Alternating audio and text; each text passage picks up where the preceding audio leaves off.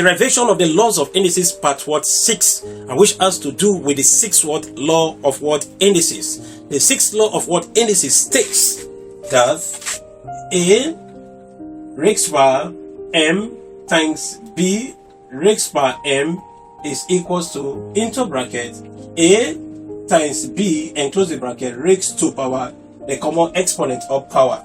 This is called the sixth law of indices. Our task in this part 6 is to see to the derivation of this particular sixth law of indices. Let's go.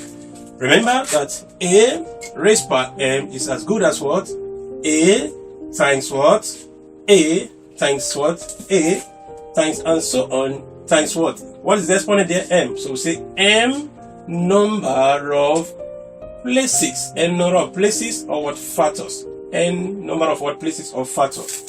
Now what about b? B raised by m is still the same thing as b times b times b times and so on times what is the exponent there? Is still m. So we say m number of places or factors, m number of places or factors. So therefore A raised by m times b raised by m becomes into bracket, and look at it, we have A times A times A times and so on times m number of factors of places or factors, right, times b times b times b times and so on times the exponent is equally m number of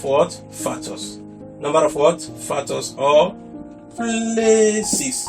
So therefore we have A raised by m by further simplification times b raised by m becomes equals to, now look at it, A times b times and so on, right, times m number of factors, n number of factors or places. So finally we have A raised by m times b raised by m is now equal to A times b into bracket A times b and close the bracket raised by the m number of factors or places, which in this case is m.